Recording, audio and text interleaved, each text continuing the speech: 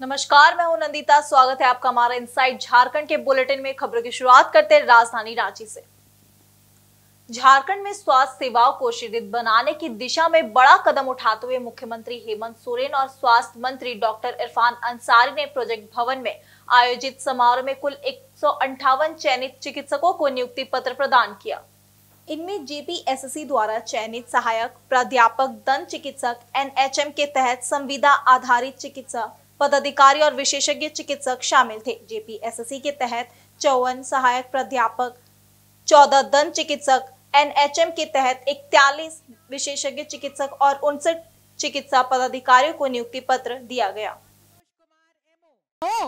Doctor Ajit Tete, JPSC की तरफ से नियुक्ति आपकी हो रही है असिस्टेंट प्रोफेसर पैथोलॉजी में। Doctor Santosh Kumar Soren, assistant professor.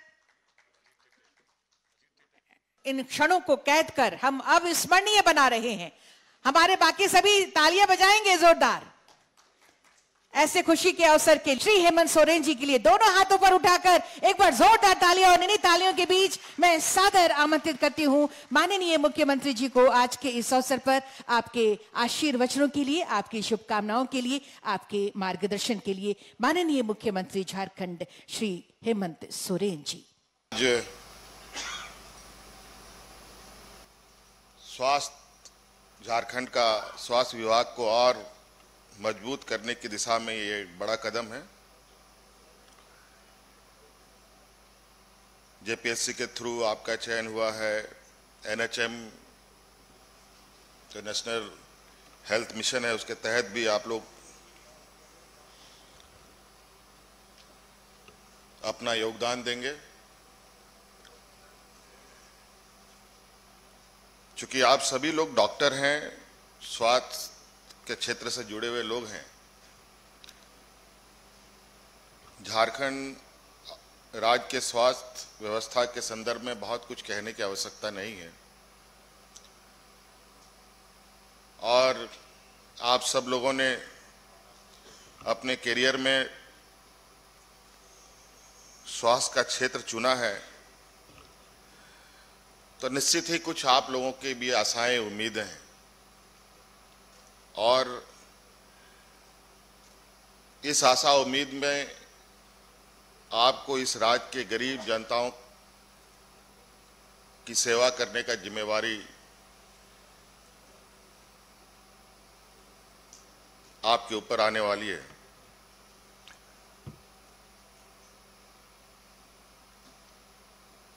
और हम सब इस बात को कहते भी हैं, मानते भी हैं कि इस समाज में, इस व्यवस्था में एक भगवान का स्थान है, जो मंदिर, मस्जिद, गुरुद्वारा में रहते हैं, चर्चों में रहते हैं। और हम मनुष्य डॉक्टरों को भगवान भी मानते हैं। आज भगवानों की नियुक्ति होनी है। आप सोचिए कि आप लोगों से कितनी बड़ी आशाएं, उम्मीद सभी को होती है। राजधानी रांची की बहुचर्चित दुर्गा पूजा पंडालों में से एक पंडाल इस समय काफी चर्चे में है कि मां दुर्गा का पंडाल इटली के चर्च का प्रारूप में बनाया गया है, और पूजा पंडाल का प्रारूप चर्च रूपी होने से काफी विरोध भी देखने को मिल रहा है। दुर्गा पूजा पंडाल बड़े और प्रख्यात मंदिरों के प्रारूप से बनाए जाते हैं, मगर राजधानी रांची के रातू रोड स्थित आरआर स्पोर्टिंग क्लब पूजा पंडाल का प्रारूप इटली के चर्च के रूप में बनाया गया है, जिसमें मरियम और यीशु मसीह के कई चित्र लगाए गए हैं। इसे लेकर श्रद्धालुओं में इसकी निंदा भी देखने को मिल रही है। वहीं जब पंडाल के अध्यक्ष विक्की यादव से बात की गई तो उन्होंने साफ कहा कि हम भारत में रहते हैं और हर धर्म का सम्मान करना हमारा दायित्व है। ऐसे में अगर पूजा पंडाल का प्रारूप चर्च की तरह की गई है तो इसमें किसी को भी किसी तरह का आपत्ति नहीं होना चाहिए।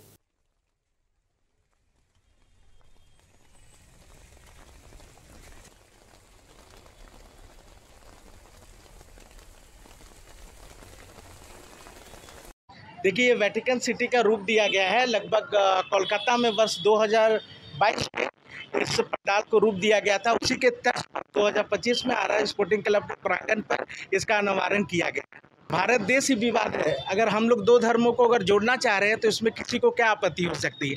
क्या हम और आप दो धर्मों को नहीं जोड़ सकते? क्या ये पाप है? तो हमने ये पाप किया हो? भारत तो देश ही है ना, सेकुलर देश है, सर्वधर्म की प्रतीक है। तो फिर ये भारत में ये सवाल क्यों उठ रहा है? तो फिर ये तो विवादित चीज़, अगर ये पाप है तो हमने इस पाप के संसार में किया। और मुझे नहीं लगता है कि कहीं से ये कंट्रोवर्सी रहेगी। देखिए, क्रिश्चियन धर्म को अपनाना मतलब ऐसा इस पंडाल में कहीं से तो मुझे नहीं लग रहा। माँ खुद ही यहाँ पे विराजमानेगी, अंदर आउट। देखिए, आज के पंडाल का रूप बदल चुका है।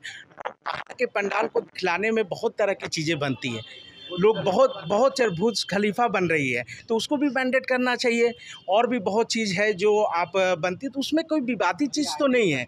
और माँ का प्रांगण में कहीं पर भी देखिए ऐसा कुछ नहीं है, जहाँ माँ बैठ रही है वैसा कुछ नहीं है। और ये दो धर्मों की बात है, दो धर्म को हम लोग जोड़ रहे हैं, बस यही एक सिंपलिसिटी है।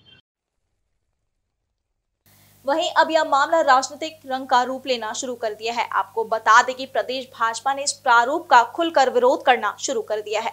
भाजपा प्रवक्ता शिव पूजन ने बताया कि ऐसा प्रारूप बर्दाश्त के बाहर है। उन्होंने बताया कि यह पर्व नवरात्र का है, जहां श्रद्धालु 9 दिनों तक मां की पूजा आराधना करते हैं। उनकी भावनाओं पर यह निश्चित तौर पर बड़ा चोट है।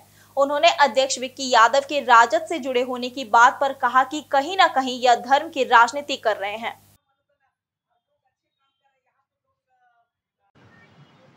लेकिन निश्चित तौर पर ये भावनाओं को आहत करने वाली एक प्रकार का कार्यक्रम है, जिससे एक जो बड़ा समाज है, जो नवरात्रि मनाता है, जो भगवती दुर्गा की पूजा करता है, 9 दिन तक आराधना करता है, साधना करता है, साल भर में एक बार यह त्यौहार आता है और बड़ी उत्साह के साथ लोग बच्चों के साथ, परिवार के साथ घूमते हैं। बाहर रहने वाले लोग हज़ारों रुपए खर्च करके रांची में आते हैं, और अगर उनको ऐसी चीज़ें परोसी जाएंगी जो उनकी भावनाओं को आहत करती है, तो निश्चित तौर पर ये बहुत ही दुर्भाग्यजनक स्थिति है।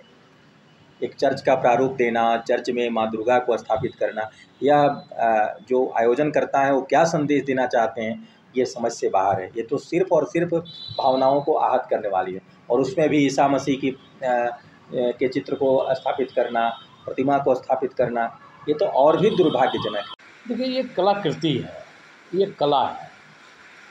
क्योंकि रांची शहर में या यूँ कहें कि झारखंड में दुर्गा पूजा के वक्त पंडालों की एक भव्यता अलग अलग दृष्टिकोण से तमाम पंडालों के लोग उसका निर्माण करते हैं। तो उस कड़ी में कभी एक प्रारूप का निर्माण होता है, तो हमें लगता है कि यह कला है। एक कला को किसी धर्म के, किसी समुदाय से जोड़ना यह ठीक नहीं है। कला हर धर्म, हर समुदाय के लोगों को जोड़ती है। कला और कलाकृति यह समुदायों को बांटती नहीं है, यह जोड़ने का काम करती है। इधर सरायकेला में आदिवासी एकता मंच के आह्वान पर हजारों की संख्या में आदिवासी महिला, पुरुष और बच्चे सड़क पर उतरे। मंच ने कुर्मी समुदाय की मांग का विरोध किया, जिसमें खुद को अनुसूचित जनजाति का सूची में शामिल किए जाने की बातें कही जा रही है। विरोध प्रदर्शन के दौरान बड़ी संख्या में लोग रैली के रूप में जिला मुख्यालय पहुंचे और उपायुक्त कार्यालय का घेराव किया। इस दौरान उन्होंने जोरदार नारेबाजी करते हुए राष्ट्रपति के नाम एक ज्ञापन सौंपा। आदिवासी एकता मंच के अध्यक्ष ने स्पष्ट कहा कि कुर्मी समुदाय कभी आदिवासी नहीं था और न ही भविष्य में आदिवासी कहलाएगा। आदिवासी पैदा होते हैं, बनाए नहीं जाते। उन्होंने चेतावनी दी कि यदि केंद्र सरकार या राज्य सरकार इस मुद्दे पर कुर्मी समाज के दबाव में कोई कदम उठाती है तो आदिवासी समाज उग्र आंदोलन करने को बाध्य होगा। प्रदर्शन में महिलाओं और युवाओं की भागीदारी विशेष रूप से उल्लेखनीय रही। हाथों में तख्तियां, झंडे और बैनर लिए लोग आदिवासी संस्कृति व पहचान को बचाने की आवाज बुलंद करते रहे। भीड़ के जोश और नारों से पूरा जिला मुख्यालय गुंजायमान हो उठा। जिला प्रशासन ने इस मौके पर कड़े सुरक्षा इंतजाम किए थे। जगह जगह पुलिस बल की तैनाती रही, जिससे परिस्थिति पूरी तरह नियंत्रण में रही। प्रशासनिक सतर्कता और प्रदर्शनकारियों के सहयोग से पूरा कार्यक्रम शांतिपूर्ण ढंग से संपन्न हुआ।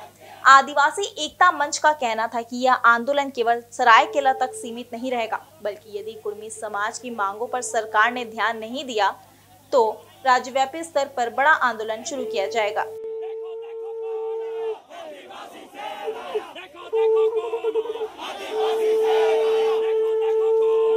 आदिवासी समाज और मनकी मुंडा सभी मिलकर के कुर्मी मातो भाई जब एसटी का डिमांड कर रहे हैं उसका कड़ा विरोध कर रहे हैं। कड़ा विरोध करते हुए आज रैली के माध्यम से सरायकेला उपायुक्त महोदय को एक ज्ञापन सौंपना है और आज हम लोग सब मिलजुल करके अपना ताकत का इस्तेमाल करते हुए ये लोग जो कल परसों 20 सितंबर को रेल टिका आंदोलन किया है, कहीं न कहीं लोग भारत सरकार या राज्य सरकार सपोर्ट कर रहे हैं अंदर से, वो लोग को हम चेतावनी देना चाहते हैं। ये तो आज आदिवासी का काली टेलर है, इससे बड़ा आंदोलन करेंगे हम लोग, नाकाबंदी की ओर हम लोग चलेंगे।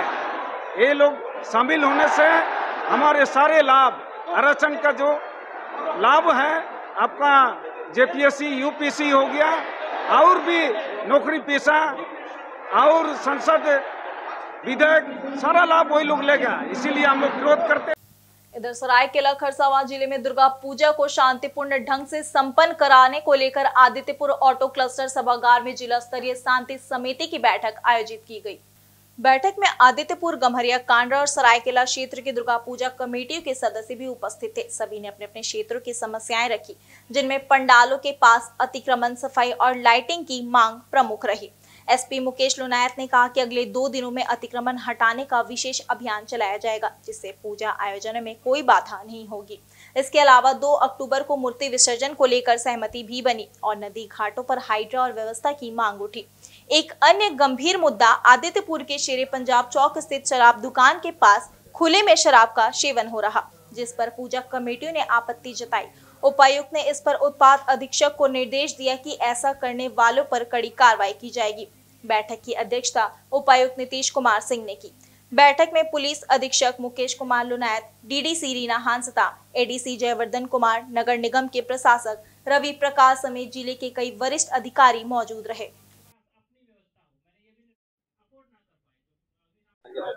बेसिकली हम लोग आज शांति समिति की बैठक यहाँ पे आदित्यपुर में हम लोगों ने किया, क्योंकि चूंकि मेजॉरिटी जो हमारे पूजा पंडाल है, जो बड़े पूजा पंडाल है, जहाँ ज्यादा लोगों का आवागमन होता है, वो यहीं पे है। तो यहाँ पे लोगों की जो पूजा से संबंधित जो भी समस्याएं हैं या फिर जो भी सुझाव थे, उससे अवगत होने के लिए हम लोगों ने बैठक किया था। यहाँ पे जो भी पूजा समिति के सदस्यगण थे, जो भी शांति समिति के लोग थे, सब लोग आए और सबने अपना अपना पक्ष रखा है। हम लोग यथाशीघ्र प्रयास करेंगे कि जितने भी समस्याएं हैं सबका हम लोग समाधान करें। यहाँ पे मेजॉरिटी संख्या में जो बड़े पंडाल यहीं पे हैं और बाकी कुचाई में हो या फिर ऋचागढ़ में या कंपेरेटिवली छोटे छोटे पूजा पंडाल होते हैं। तो ये है गाइडलाइंस हम लोगों ने सभी संबंधित विभाग को हम लोगों ने पूर्व में ही ये निर्देश भी जारी कर दिया था। आज से 10 से 12 दिन पहले भी हम लोगों ने ये बैठक किया था, जिसमें हमारे संबंधित विभागीय पदाधिकारी को चाहे बिजली की व्यवस्था हो या फिर सड़क में जो इंक्रोचमेंट के इश्यूज हैं। आगामी दुर्गा पूजा और दशहरा पर्व को लेकर आज ऑटो क्लस्टर में जितने भी यहाँ पूजा पंडाल हैं जिला के, केंद्रीय शांति समिति है और इसी के साथ इस बार हम लोगों ने जितने भी पूजा पंडाल हैं उसके स्वयं सेवकों को, वॉलंटियर्स को भी यहाँ बुलाया गया है और वॉलंटियर्स को भी यहाँ ब्रीफ किया गया है। तो सभी और जितने भी पंडाल हैं, चूँकि आप जैसे जान भी रहे हैं, इससे पूर्व भी 8 तारीख से ही जिला स्तरीय एक बैठक हुआ था। उसके बाद सभी थाना स्तर से थाना स्तरीय शांति समिति का भी बैठक हुआ, अनुमंडल स्तर पर भी अनुमंडल स्तरीय शांति समिति का भी बैठक हुआ और सबसे अंत में हम लोगों के द्वारा वहाँ पे जिन समस्याओं का निराकरण नहीं हो पाया उन समस्याओं को जानने के लिए और किस तरीके से हम लोग आगामी दुर्गा पूजा त्यौहार को एक शांतिपूर्ण माहौल में विधि व्यवस्था बनाए रखते हुए और एक यातायात व्यवस्था को भी सुगम बनाए रखते हुए सभी के लिए फैसिलिटेट कर पाएं, उसको लेके आज यहाँ पे विचार विमर्श किया जाए। इधर जमशेदपुर स्थित कासिडी रामनवमी मैदान में ठाकुर प्यारा सिंह धुरंधर सिंह क्लब द्वारा आयोजित दुर्गा पूजा महोत्सव का भव्य उद्घाटन सनातन परंपरा के अनुसार हुआ। उद्घाटन में मुख्य अतिथि के तौर पर राज्य के प्रथम मुख्यमंत्री सह भाजपा प्रदेश अध्यक्ष बाबूलाल मरांडी ने मंत्रोच्चारण एवं शंख ध्वनि के साथ फीता काटकर समारोह का शुभारंभ किया। मंच पर जमशेदपुर सांसद विद्युत वरण महतो एवं विधायक पूर्णिमा दास साहू और क्लब के संरक्षक अभय सिंह मौजूद थे। उद्घाटन के बाद ठाकुर प्यारा सिंह उच्च विद्यालय के छात्रों एवं क्लब के सदस्यों द्वारा अतिथियों का स्वागत माल्यार्पण कर किया गया, जहां पंडितों द्वारा मंत्रोच्चारण कर मां दुर्गा के समक्ष दीप प्रज्वलन और चुनरी अर्पित की गई। मंच पर ठाकुर प्यारा सिंह के चित्र पर पुष्प अर्पित कर कार्यक्रम को आगे बढ़ाया गया। उद्घाटन समारोह में हजारों की संख्या में कासिडी निवासी एवं कार्यकर्ता मौजूद थे। समारोह को संबोधित करते हुए बाबूलाल मरांडी ने कहा कि हर वर्ष की भांति इस वर्ष भी उन्हें जमशेदपुर की पूजा संस्कृति और पूजा पंडाल के विहंगम दृश्यों ने यहां अपनी ओर आकर्षित किया है। उन्होंने मां दुर्गा की उपासना एवं उससे जुड़े धार्मिक अर्थों पर भी प्रकाश डाला।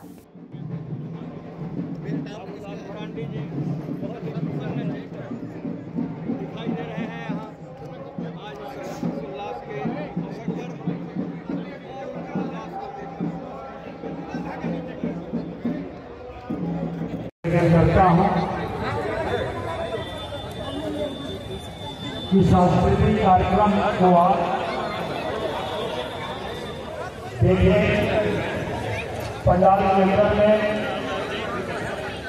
जितने भी वॉलंटियर हैं, अवसर पर बहुत बहुत बधाई देता हूँ, बहुत बहुत शुभकामना देता हूँ, क्योंकि हम सब हिंदुओं का एक सनातनियों की ये नवरात्रा है, शक्ति की हम सब उपासना करते हैं। तो मैं इतना जरूर कहूंगा कि हम शक्ति की उपासना करते हैं तो उस शक्ति का कुछ ना कुछ तो हमको वर्ण करना चाहिए। अभी आपको अभय जी बता रहे थे, लेकिन मैं कहूंगा कि निश्चित रूप से हम सब यहाँ जो उपस्थित हैं माँ दुर्गा के हम सब भक्त होंगे। यहाँ उपस्थित लोगों में से कई काली के भक्त होंगे, कई राम के भक्त होंगे, कहीं शिव के भक्त होंगे, कहीं हनुमान जी के भक्त होंगे। यानी हम किसी न किसी देवी देवता के हम सब भक्त हैं। लेकिन अगर भक्त हैं तो आचरण तो बाद में आता है। पहले तो कम से कम उन्होंने जिस चीजों को धारण किया उसमें एक चीज तो जरूर अपने घरों में हम लोग रखा करें कि हम अपने को कहते हैं भाई हम शिव जी के भक्त हैं, तो कम से कम एक त्रिशूल तो डमरू तो घर में रखा करो भाई। हम दुर्गा के भक्त हैं, दुर्गा जी की हम इस नवरात्रा में उनकी आराधना करते हैं, शक्ति की हम पूजा करते हैं। इधर जमशेदपुर में नवरात्र एवं दुर्गा पूजा के मद्देनजर जिला प्रशासन सुरक्षा व्यवस्था को लेकर पूरी तरह मुस्तैद नजर आ रही है। पीसीआर परिसर में टाइगर मोबाइल एवं महिला शक्ति स्क्वाड के जवानों को जिले के एसएसपी पीयूष पांडे ने ब्रीफ किया।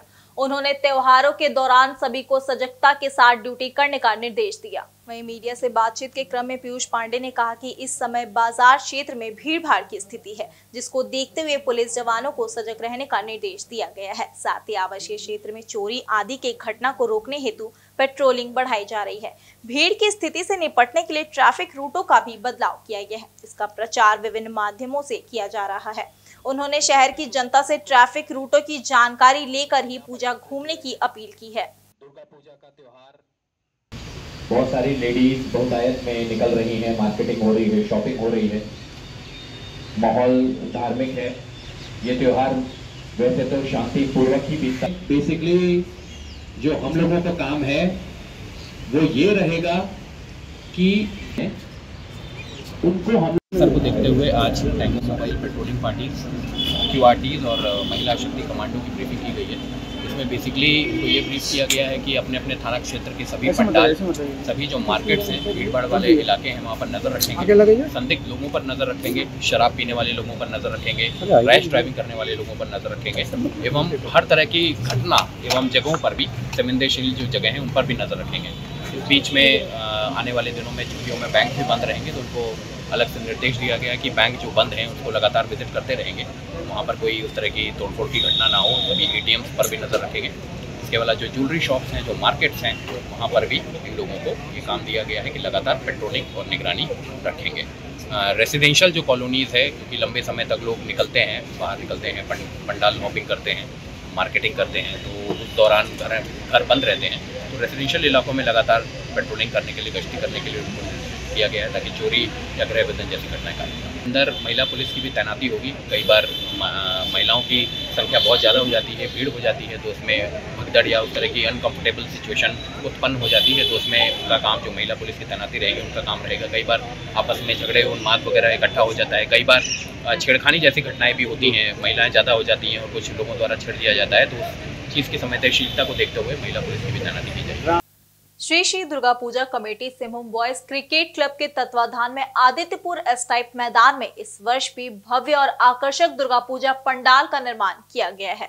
इसका उद्घाटन राज्य के पूर्व मुख्यमंत्री सह वर्तमान विधायक चंपई सोरेन एवं पूर्व विधायक अरविंद कुमार सिंह ने संयुक्त रूप से फीता काट कर किया। इस वर्ष का मुख्य आकर्षण मायापुर पश्चिम बंगाल स्थित प्रसिद्ध इस्कॉन मंदिर की आकृति पर आधारित पंडाल बना है, जो अपनी भव्यता और कलात्मकता के कारण श्रद्धालु और दर्शकों के बीच आकर्षण का केंद्र बना हुआ है।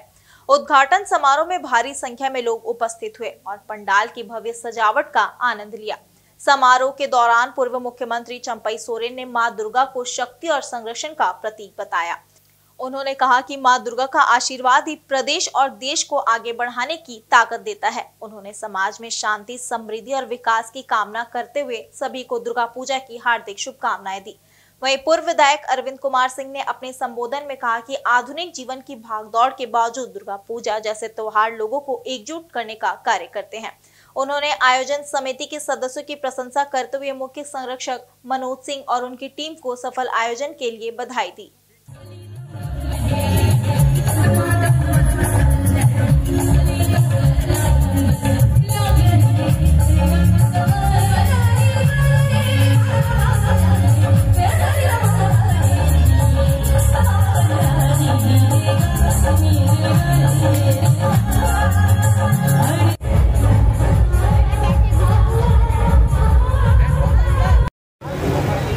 समय समय पर देवी देवता का अवतरण हुआ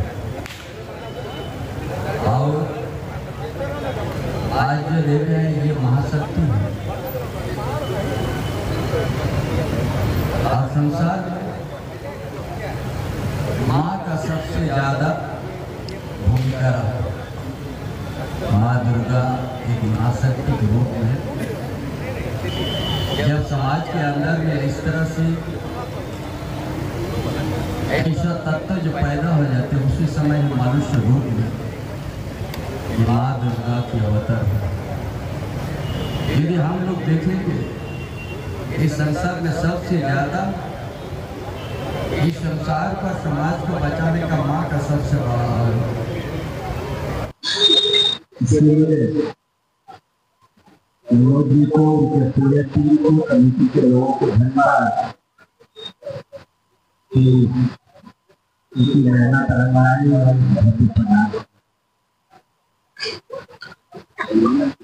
आज इस समय में ये पूजा की प्राथमिकता और बढ़ जाती है। आज जिस व्यवस्था में बढ़ा रहे हैं कहीं न कहीं पीड़ित हैं,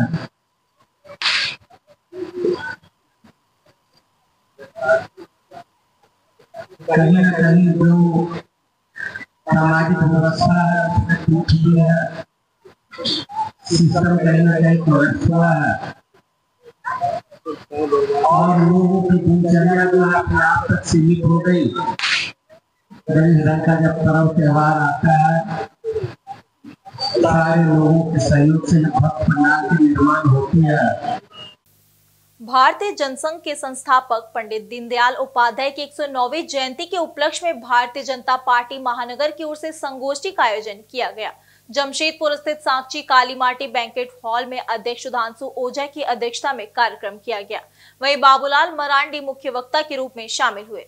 संगोष्ठी में वक्ताओं ने पंडित दीनदयाल उपाध्याय के व्यक्तित्व एवं कृतित्व पर विस्तार पूर्वक प्रकाश डाला। इससे पहले उपस्थित जनों ने पंडित दीनदयाल उपाध्याय के चित्र के सम्मुख दीप प्रज्वलित कर एवं पुष्प अर्पित कर नमन किया। संगोष्ठी में मुख्य वक्ता के रूप में अपने विचारों को रखते हुए प्रदेश अध्यक्ष बाबूलाल मरांडी ने कहा कि पंडित दीनदयाल उपाध्याय एक महामानव थे, जिन्होंने राजनीति को समाज के अंतिम पंक्ति में खड़े व्यक्ति के उत्थान से जोड़ा।